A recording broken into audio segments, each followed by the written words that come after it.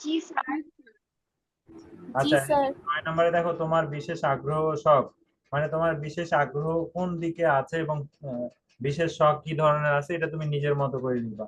As like তুমি লিখতে পারো যে তোমার বিশেষ আগ্রহ বই পড়া হতে পারে, শখ বাগান করা হতে পারে, হ্যাঁ এরকম, বা মানুষের উপকার করা হতে পারে, অবসর সময়ে গরিবদের উপকার করা, এরকম কিছু হতে পারে। তুমি তোমার মতো করে লিখবা, কিন্তু কাটাকাটি করার দরকার নাই।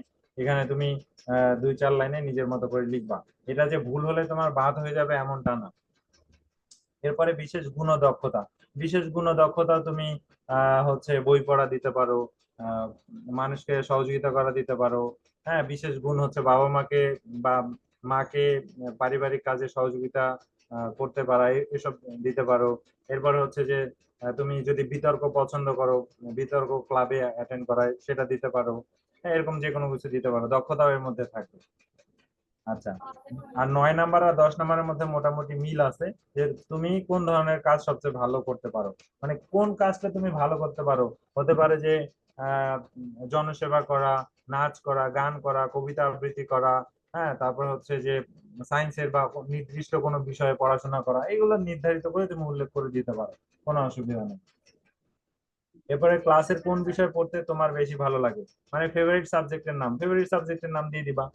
দিয়ে কেন ফেভারিট সেটা তুমি এখানে একসাথে লিখে দিতে পারো, যেহেতু স্পেস আছে 11 নম্বর পর্যন্ত। বুঝছো এটা, বুঝছো? জি স্যার। স্যার। 11 নম্বর হলো। জি স্যার। এবার হচ্ছে আমরা যাই 12 নম্বরে। 12 নম্বর হচ্ছে তোমার সবচেয়ে আহ আচ্ছা, ফর্মটা কি কারো কাছে আছে? এখানে কি লেখা বলো তো? তোমার সবচেয়ে,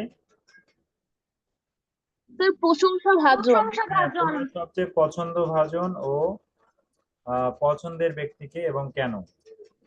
প্রশংসাভাজন, সরি, তাহলে তোমার সবচেয়ে প্রশংসাভাজন ও পছন্দের ব্যক্তি কে এবং কেন, সেটা তোমার লিখতে হবে। তুমি তোমার প্রশংসাভাজন ব্যক্তি তোমার মা হতে পারে, তোমার বাবা হতে পারে, কোনো শিক্ষক হতে পারে, এর মধ্যে রাখবা। হয় কোনো শিক্ষক, বাবা, মা, এই তিনটার মধ্যে একটা লিখবা, এবং কেন পছন্দ লিখবা, যে উনি আমাকে অত্যন্ত স্নেহ করেন, ভালোবাসেন, বা আমার যত্ন নেন, বা এই মানে যেভাবে নিজের মতো করে একটু লিখতে হবে।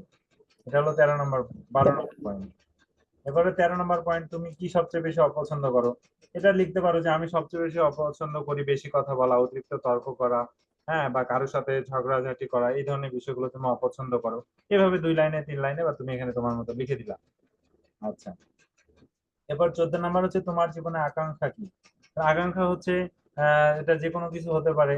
অ্যাজ লাইক, এটা এটা আকাঙ্ক্ষা বলতে অ্যাম্বিশনকে বোঝানো হয়েছে। তো তুমি তোমার নিজের মতো করে যেটা তোমার ভালো লাগে ওটা লিখবা। এখানে যে নির্ধারিত করে সঠিক করে যে কোনো একটা লিখতে হবে এমনটা না, যে কোনো কিছু একটা লিখলেই হলো। কিন্তু তোমার আকাঙ্ক্ষা কি, তোমার মানে জীবনের আকাঙ্ক্ষা বা অ্যাম্বিশনটা কি, সেটা তোমার লিখতে হবে।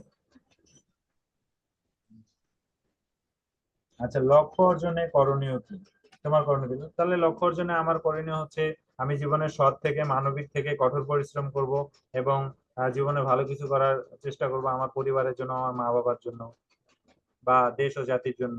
আমি সৎ থেকে কঠোর পরিশ্রম করব নির্ধারিত লক্ষ্য অর্জনের জন্য। আমি সামনের দিকে এগিয়ে যাব, কোনো ধরনের বাধা বিপত্তি আসলেও আমি পিছনে ফিরে তাকাবো না। এই যে এভাবে দিয়ে দিলা, হয়ে গেল।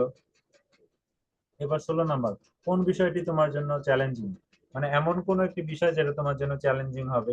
হতে পারে যে একই ক্লাসের মধ্যে সর্বসেরা হওয়া, এটা আমার জন্য চ্যালেঞ্জিং হতে পারে। কিংবা কোনো বিতর্ক ক্লাবে অ্যাটেন্ড করে সেখানে জয়ী হয়, এটা আমার জন্য চ্যালেঞ্জিং হতে পারে। কিংবা তুমি জাতীয় কোনো ইস্যু নিয়েও দিতে পারো, যে আমার জন্য চ্যালেঞ্জিং হয় হচ্ছে সমাজের আশেপাশের মানুষগুলোকে ভালো রাখা, তারপর আমি চেষ্টা করি যাতে করে তাদেরকে কিভাবে ভালো রাখা যায়, এটা একটা চ্যালেঞ্জিং হতে পারে। বা অসহায় পথ শিশুদের কিভাবে ভালো রাখা যায় সেটা নিয়ে আমি চেষ্টা করি, এটাও আমার জন্য একটা চ্যালেঞ্জের বিষয়, কারণ সমাজের সব শিশুকে আমি সমানভাবে দেখতে পারি না, সমানভাবে তাদেরকে আমি জনসেবা করতে পারি না, সমানভাবে খাওয়াইতে পারি না, সমানভাবে পড়ালেখা করাইতে পারি না। এটা তোমার জন্য একটা চ্যালেঞ্জিং হতে পারে। আচ্ছা, এখন তোমার নিজস্ব কোনো মতামত বা মন্তব্য থাকলে লিখো, যদি থাকে লিখবা। তুমি হলিক্রস নিয়ে লিখতে পারো, যেমন যে আমি হলিক্রসে চান্স পেয়ে আমি অনেক গর্বিত, আমার অনেক ভালো লাগছে। হ্যাঁ, মনে হচ্ছে যে আমি এখানে পড়ে ভালো ফলাফল করে আমার পরিবারকে এবং দেশ ও জাতিকে ভালো কিছু উপহার দিতে পারবো। হয়ে গেল তোমার মন্তব্য।